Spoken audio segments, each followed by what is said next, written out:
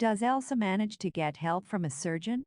Episode 10 of 1883 begins with Elsa reflecting on the nature of death and how she'll be facing it very soon. Even stars die and we know absolutely nothing of it. Elsa ponders before she eventually rides up to the fort. Two boys stand watch outside, but their fresh faces and thin arrogance means nothing in the wake of what Elsa has had to deal with. When Elsa collapses, James scrambles forward and scoops her up, taking her inside to find a surgeon. As she's laid down on a table, the major arrives and claims Elsa's wound has already been dressed. Unfortunately, the fort is actually abandoned with no men there able to treat her. Instead, the major encourages them to head on to the next fort, Laramie. The thing is, they're on borrowed time and at best, Elsa has another week or so before she passes away.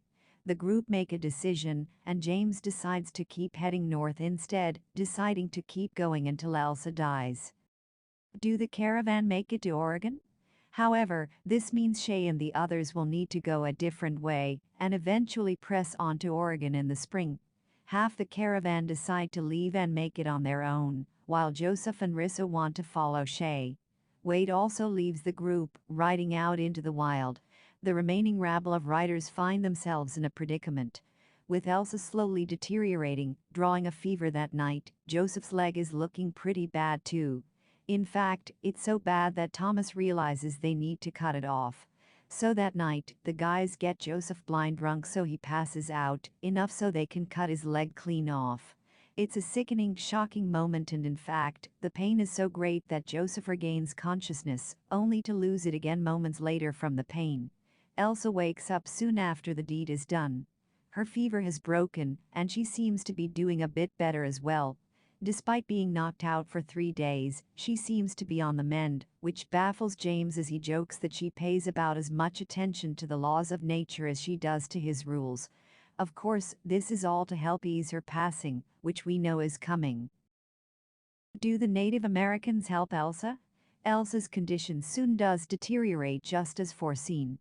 She falls off her horse and lands in a heap on the floor, just as 3 Native Americans show up. They suggest bringing Elsa to the freezing creek, believing this will help stop the bleeding.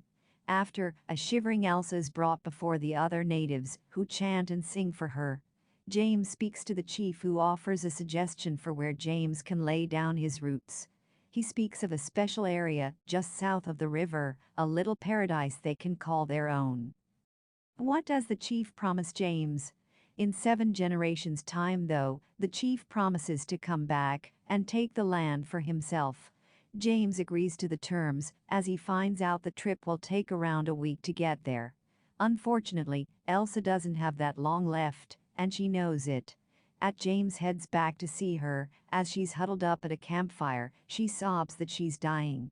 She wants to choose a spot to die too, and although James agrees to her terms, he's obviously already chosen the general vicinity. When Elsa does sleep that night, Shay reflects on how strong Elsa has become and how, technically, she's outlived them all. At least in terms of what she's been through and done. Thomas too has decided on a place to stay, wanting to settle down and find a place to call his own, but only when the journey is over. That journey seems to be coming to a close, especially for James, who breaks the news that night to Shay. Does Elsa die?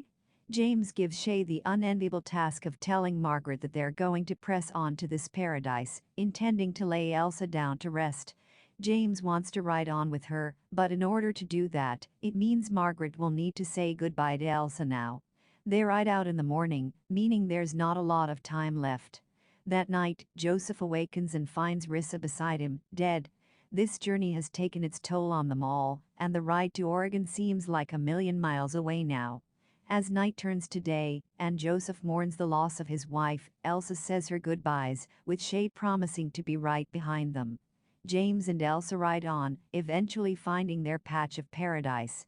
Elsa chooses it, carried over by James to a large tree. She lays against it, in her father's arms, and in her exhausted state, talks about her first memory before whispering that she's not scared.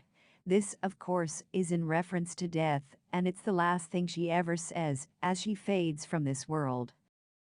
1 year later? We then jump forward 1 year later. Joseph is still alive but hobbling along, with wood on his back from the wagon, and deciding to press on ahead alone. In Willamette Valley, Oregon, Thomas finds his patch of land too, hitching up and preparing to make a new home with Nomi. Shay, meanwhile, makes it to the sea, just as he promised Helen. He looks out at the crashing waves and marvels at the beauty of it all. However, a bird flies by in front of his face, a symbolic gesture that seems to be Helen or Elsa in another life. However, as the camera pans out, Shay shoots himself in the head. How does 1883 end? Beyond this life, Elsa rides off in her heaven with Sam. They decide to race as the episode and series as a whole comes to a close.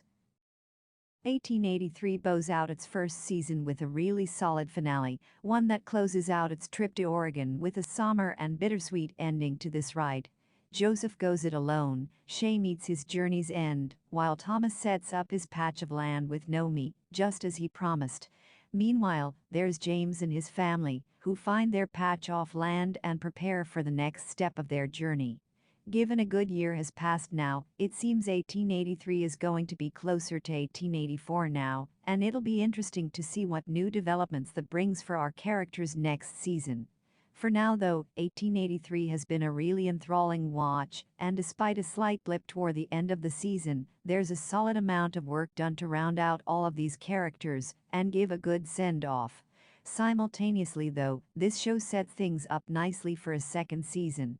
In that respect, 1883 has done a really good job, although I do question the decision to have Elsa in her version of heaven with Sam, who's presumably dead too, I guess, rather than her first love, given that had a far greater impact on her life. Still, that's a nitpick in what's otherwise been a very good season. Roll on season 2,